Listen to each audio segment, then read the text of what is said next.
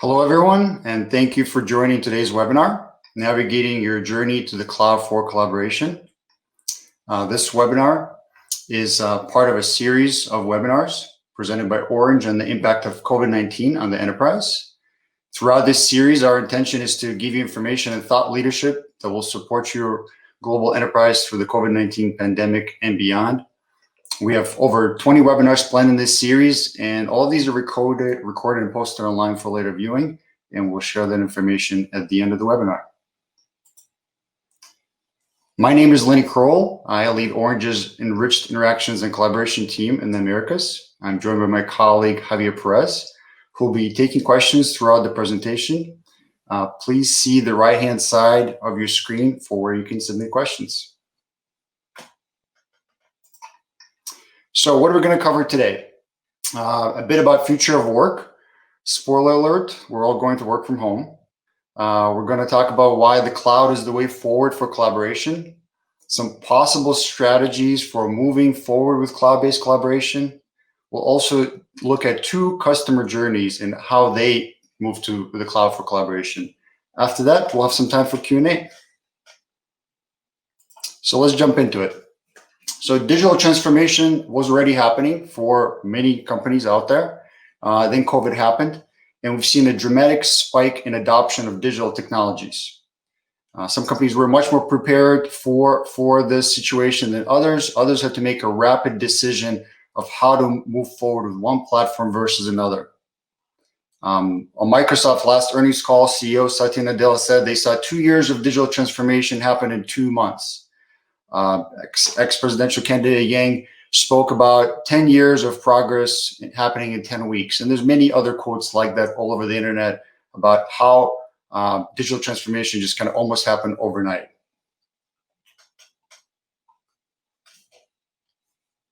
And of course, the biggest winners, if you will, in this collaboration leap forward were in the conferencing and collaboration space, right? So we saw, you've seen lots of news articles about WebEx, Zoom, Microsoft Teams.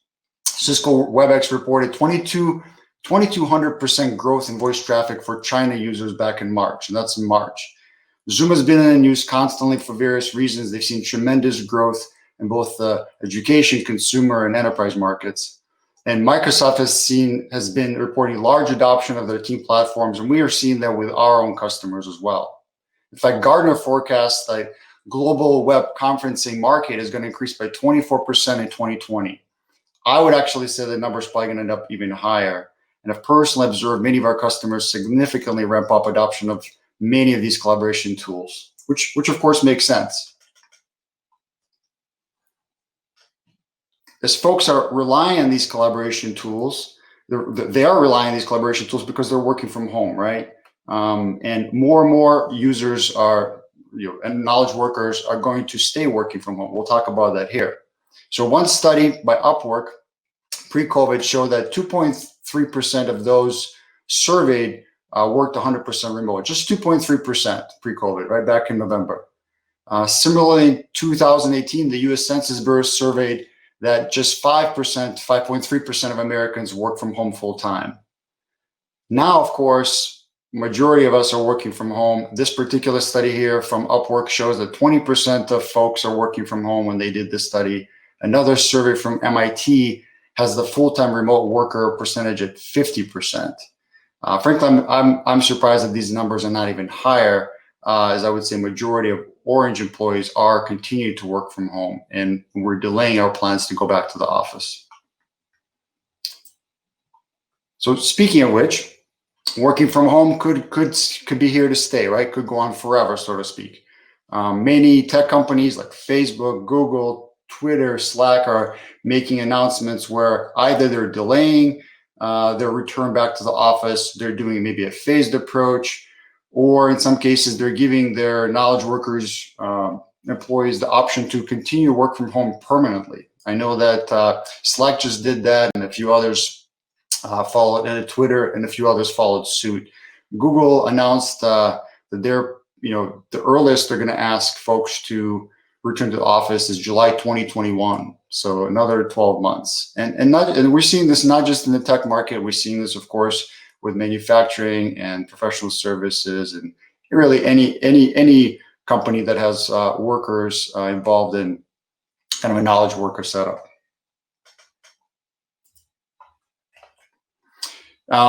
And this is, we're talking about like the next 8 to 12 months, but there's also going to be a permanent shift here, right? So this one study, again, from Upwork showed that pre-COVID, they were expecting, there was still already, I guess there was already a shift for people working from home, and it was going to be maybe 30% employees would end up working from home over the next 5 years.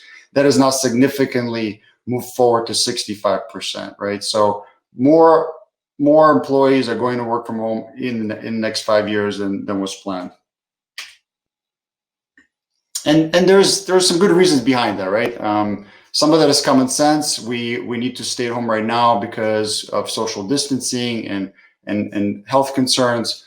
But in general, employees like working from home. According to this McKinsey research, 80% people questioned report that they're enjoying working from home. 41% of those surveyed said they're more productive, and 28% said they're just as productive. So a large portion of knowledge workers, those working from home, are either as productive or more productive, right? So a lot of speculation of productivity beforehand. Now we've got real statistics to support that. Yes, in fact, folks can work from home. Finance can close end of the month. We don't all need to be at the office to be productive. And 91% of employees feel more productive and engaged when they have the flexibility of where and how they work, right? I'm sure yourselves and many of your colleagues are able to take advantage of staying from home, where you can maybe now spread out your workload throughout the day and have more flexibility to be with your families, etc. Something that you couldn't do before. And of course, you're saving time in the commute. So workers are more productive, they enjoy working from home, and again, supporting the reason why that continues, this shift will become more permanent. And as folks are, this work from home is here to stay, we're going to be much more reliant on these collaboration platforms, right? But these cloud-based collaboration platforms didn't just happen overnight. They're already there, right? And there was already a shift to move to the cloud before COVID, right? It's not a new concept. Enterprises have been planning on doing that for quite some time. So you can see in this IDC study, there was a steady increase in plans to move to the cloud from premise-based systems. You can see in the dark blue, those premise-based systems, 2017 was 65%. By 2020, it was expected to be 45%, right? So it was shrinking. And similarly, the multi-tenant cloud-based solution set and dedicated hosted cloud-based platforms, that number was increasing. So, and why were enterprises already moving to the cloud for collaboration? Well, first and perhaps foremost, IT departments need to be able to provide a new type of workplace. Outside the office, they can be just as productive. The outside of the office part, of course, became much more relevant post-COVID, and hence the acceleration. This is also reinforced by an expectation from users that they need to have access to the same type of productivity tools that they've had in the consumer market, right? So we have 4 or 5 different generations of workforce today, which is, I think, first time in history. We've got Generation Z, Millennials, Generation X, Baby Boomers, etc., right? So we've got different tools being used by different generations, but a lot younger workforce coming in, and they're expecting the same types of tools they've grown used to, so Skype and Zoom, etc. Additionally, businesses pushing IT to be more agile and have the ability to deliver new features and services quicker than before, much quicker than you could deliver with an on-prem solution. And the other big reason is that many companies' on-prem infrastructure is just simply obsolete. Systems have been in place for a long time. They're fully depreciated. They can no longer upgrade them or add new features. And there's a preference for operational expenditure. And this has become even more so the norm post-COVID here. We're seeing more of a preference for OpEx-based consumption models versus CapEx, right? So cloud-based system becomes a natural choice because the majority of those systems, those platforms, are OpEx-based. So I'd like to pause here and give everybody an opportunity to participate in a quick poll here about how you and your company tackled your immediate workforce work from home needs when COVID happened. So we've got four different choices here. Hopefully these will make sense. So the first one is all the users already had a soft client. Maybe you had Cisco Jabber, you had Microsoft Skype, Teams client, Zoom client, you had something for telephony, okay? The second answer is your company deployed a UC client very quickly, like maybe they pushed out Zoom or Microsoft Teams to everybody or WebEx, and then instructed you to use your mobile phones or landlines for telephony. And the third option is they pushed out a telephony client for some users, but then everybody else was maybe still doing mobile phones or maybe something else. Just curious to see what kind of answer we get here.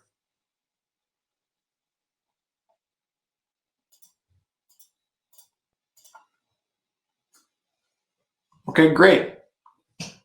Seeing some good responses here. So changing it a little bit. Okay, so maybe 50-50 or 43%, 57% split between the first two options. Okay, that's kind of what I would expect from personal conversations with various customers. I see a lot of okay, numbers are changing a little bit. See a lot of customers that are pushing out the UC client first, right? So pushing out something like a Zoom client or a WebEx client, Teams client, and then utilizing mobile phones, etc. Although, of course, there are definitely companies that were a bit more prepared and had an actual soft client deployed for all their users. So thank you all for participating. Okay, so in that kind of what we just saw in the poll is that many different strategies are being approached by enterprises, right?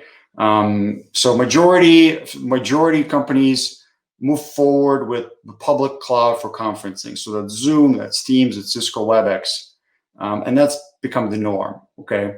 Then there's also a strong trend to move to the public cloud for video because you can leverage these same platforms to run video. But there's also still some preference for private cloud solutions, especially within global enterprises in locations with unreliable internet, right? So if you're doing business perhaps in South America, Asia, you may need to invest in a private cloud solution.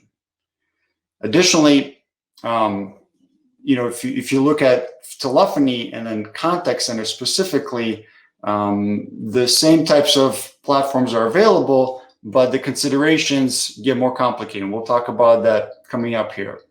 For telephony specifically, customers are choosing with public or private and cloud-based platforms, but working from home has definitely increased the end user and IT acceptance of running voice services over the internet, but there's still this rationalization that needs to happen. Are we really prepared to run telephony over public cloud platform? We'll talk about why.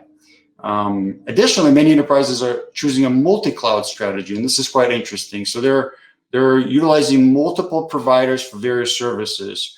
One customer that's utilizing Zoom for conferencing, right? When Zoom has become very, very popular, but they already had Teams deployed that they continue to use Teams for instant messaging presence, right, and chat.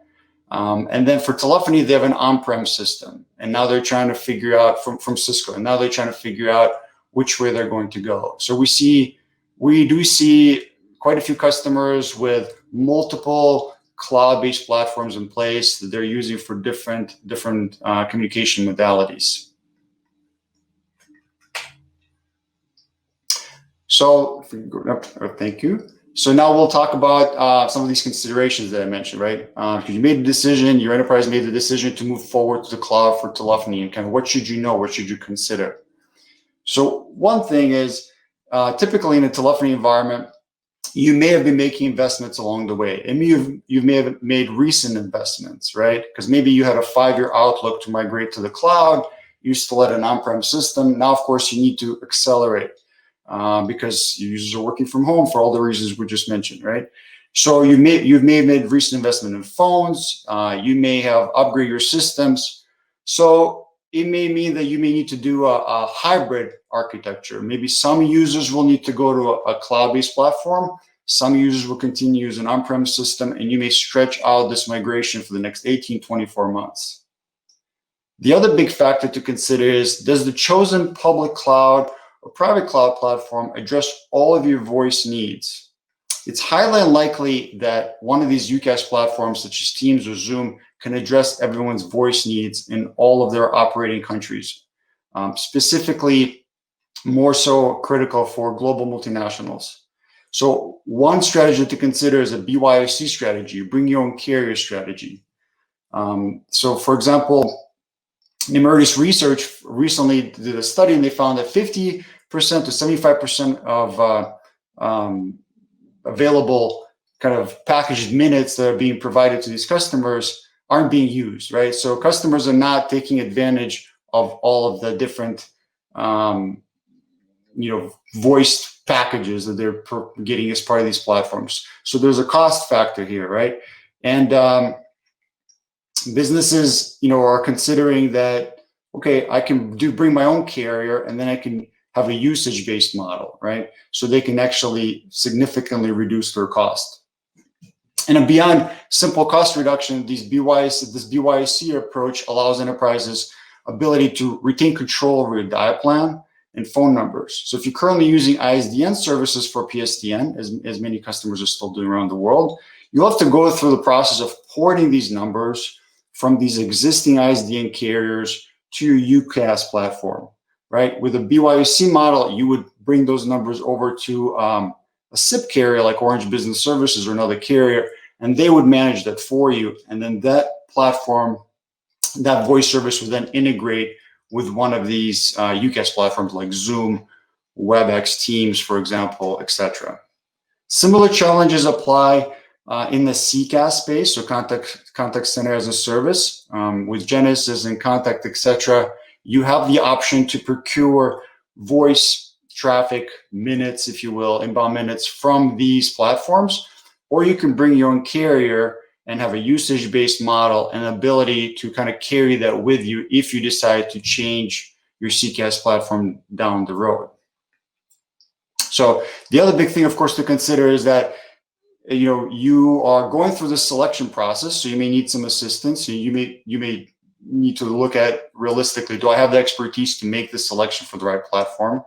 Do I have the right skills and expertise in-house to migrate to my chosen platform? And can I successfully manage it once everything's in place? This becomes even more challenging if you have third-party ecosystem solutions happening. If you are still maintaining ISDN services, perhaps you need to have some on-prem infrastructure in places like China or Russia because of local regulations, right? Compliance is another big thing to consider, and local regulations are very important to note when doing business in emerging markets. So next, I'd like to cover with you guys give you two customer journeys of how they decided to move forward to the cloud for collaboration. This first journey, this first story I'd like to share with you is a company called Flowserve. Flowserve is an American multinational corporation. It's one of the largest suppliers of industrial and environmental machinery, such as pumps, valves, and other products and services, mainly to the power, oil, gas, chemical industries. They have over 15,000 users globally, and they had a legacy Cisco private cloud environment with a bunch of other legacy PBXs in place. Additionally, they had a variety of ISDN service providers around the world with kind of little visibility into costs associated with those circuits. The main reason for moving forward with a new solution, moving to the cloud, was because it's a legacy environment. They were unable to add new features, were unable to grow and scale the environment. So they chose Orange's Cisco-based private cloud solution, and they chose our global SIP service as well. Beyond that, they chose to deploy a soft client first strategy, which looking back was an incredible decision. So when they did that, they deployed the Cisco Jabber client for all of their users, and the users were given a choice of a headset. So when COVID happened, customers sent all the knowledge workers home. I think this may have happened like on a Friday before weekend. And on Monday, all these workers were successfully working from home using a Cisco Jabber client, able to receive calls in and out using Orange's voice service without any interruption of service. So a great example of successful journey to the cloud. And, even though this is something that happened before COVID, this is definitely something that more and more companies are considering this type of strategy right now. This next journey is a bit different. This particular European company, European brewer, it was in more than 70 countries with over 73,000 employees, chose a Microsoft strategy. So they're already Skype for Business, private cloud customer, and they also had some Cisco solution in place for some of their users and for video, etc. And they decided to move forward with Microsoft Teams. Main reason is they wanted to simplify the end user experience, and they wanted to standardize on a single kind of unified platform for all their users. They're already using Teams for conferencing, which is something is pretty common, as I mentioned before. And now they decided to move to Teams for telephony as well. All right, so Orange, we worked with this customer to enable telephony for their Teams users by integrating Microsoft Teams tenant with our global SIP service using our direct routing solution. So we first did a proof of concept to make sure we fulfilled all the customer requirements of what they wanted to accomplish. And then the customer chose the phased approach, and we enabled 7,500 users with telephony and voice services. As part of our direct routing solution, the customer also took advantage of our self-care portal for provisioning and managing the Teams users. So they were able to, make changes to all their users, move users in and out of the solution. And then for those locations where Orange could not provide all of the required SIP services, we deployed a local gateway that we then also managed, and then we connected it to a local service provider.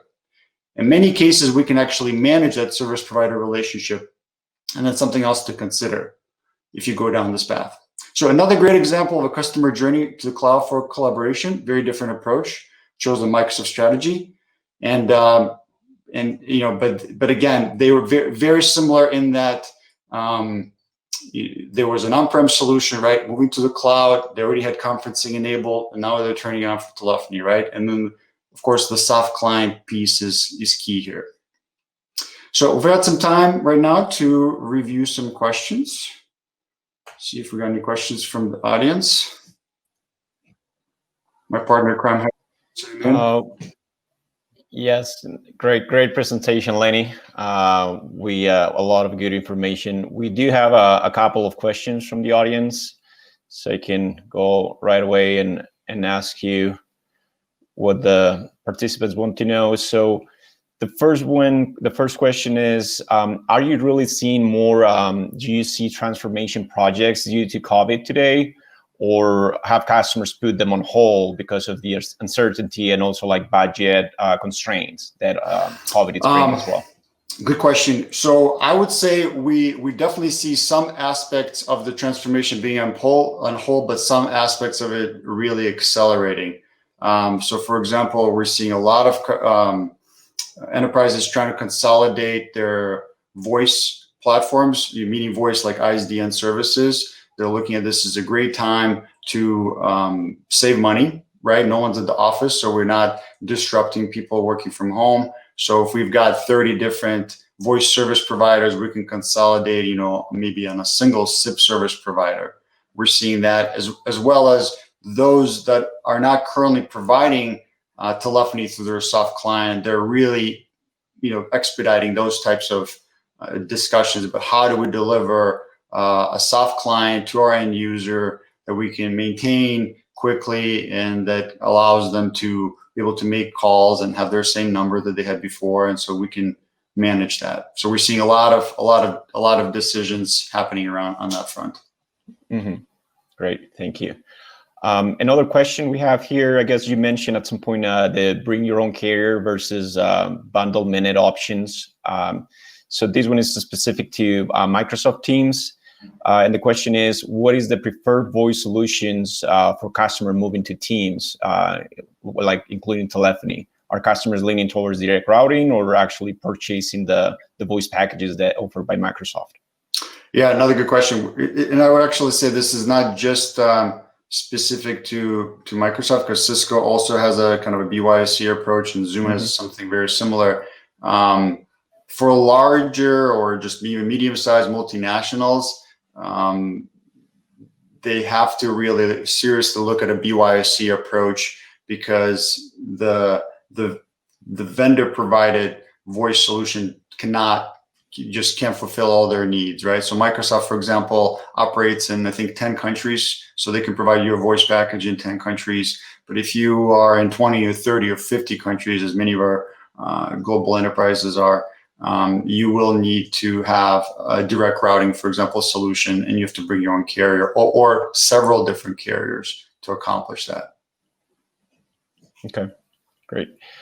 And we have another question coming in right now, and it's, how can companies providing digital solutions go in loss as digitalization is the need of the hour? I understand going loss is like, not getting revenue.